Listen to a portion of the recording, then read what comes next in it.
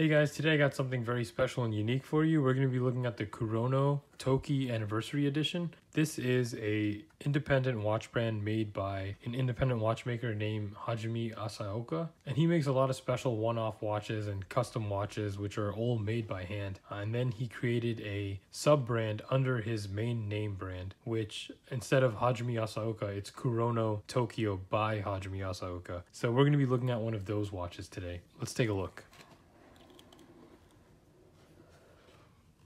Wow, really cool presentation.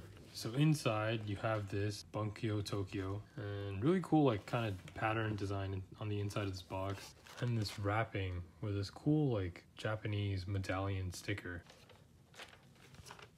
So this black envelope and it's sealed off, must be the warranty card.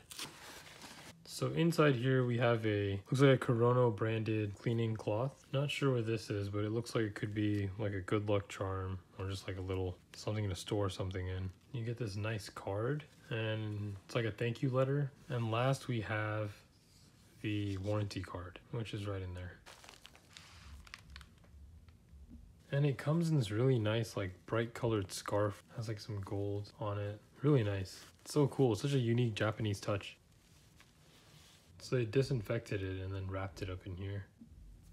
Small little box. So it looks like there's an outer sleeve on here. Really cool box.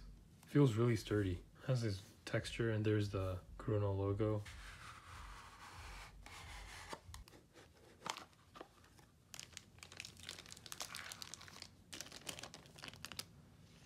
Okay, let's take this plastic covering off and there's the watch. Wow. This thing is stunning.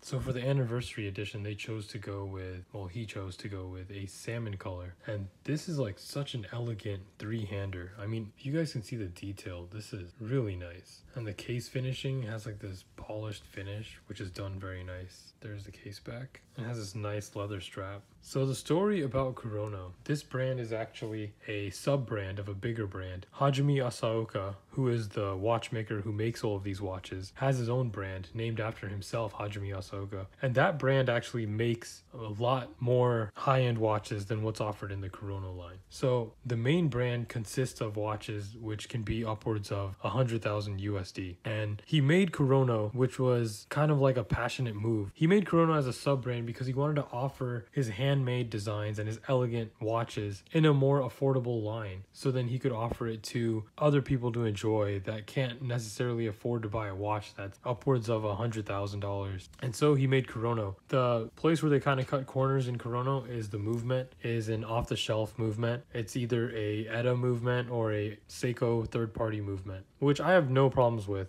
You still get this handmade case and dial, and everything here is designed by him and created by him and his fellow watchmakers in his company. And the beauty about his watches are that under light, they all kind of shine in multiple different colors. So sometimes this salmon color will look a little orange, sometimes it'll look a little more pink, sometimes it'll give like a copper tone. But even right now as I'm looking at it, you can kind of see that how beautiful it looks under all these different lighting circumstances. And it's wonderful. It just looks like such an elegant three-hander that you could kind of wear in a formal setting or even as a casual setting. It's just such a classy looking piece. And I gotta admit, the sweep on this watch, it looks really nice. It actually looks smoother than some of my more expensive watches. That's really impressive. So for a watch, this one was about $2,000, and I think in that price range, this is an awesome watch. And that's his signature handset that he kind of has on all of his watches. Really love that. And you can see that box crystal, sapphire crystal right there. It looks so cool. The thing I like about these watches are his watches are kind of set to look like that old school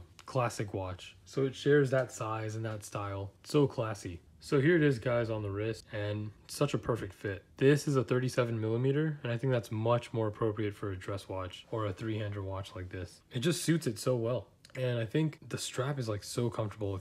It's really soft, really high quality strap. And the watch overall, very light, not too heavy, but still feels very solid, I would say. Just beautiful, guys. This is a work of art. I think This watch was a limited model. You only had 10 minutes to buy it, and if you didn't buy it within that 10-minute window, you were not made a watch. So normally his watches are limited in pieces to about 200 to 500 depending on the model. And this one, since it was an anniversary model, he wanted it to be available for everyone. And because of that, he made a 10-minute window. And if you placed your order within that 10-minute window, you were guaranteed a watch and you were made a watch. So I think that's really cool that he did that. Kind of gave everyone a shot to get a watch. Normally these things sell out very quickly. I'd say within a minute or two, and that's it. I'm glad I got this one. And its salmon dial is just so beautiful. It's probably my favorite one out of his whole collection. And I'm not only saying that because I got this one, but it's amazing. So other watches in this three-hander category, even though they're like 38 millimeters, it's only 1 millimeter larger than this one, or a 39, which is only 2 millimeters larger than this. But they fit a lot bigger and they just look a lot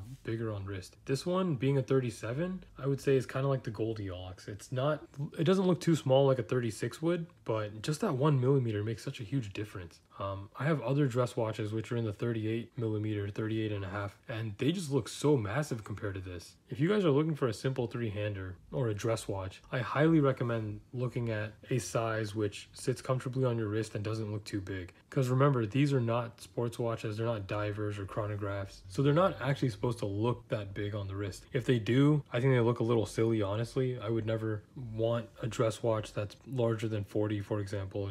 I think that's way too big. This is kind of like the sweet spot for me, 37, 38. There's nothing wrong with 36 either, it's just sometimes it looks really small on the wrist. So what do you guys think about this watch? Why don't you let me know in the comments below. Alright, see you guys next time.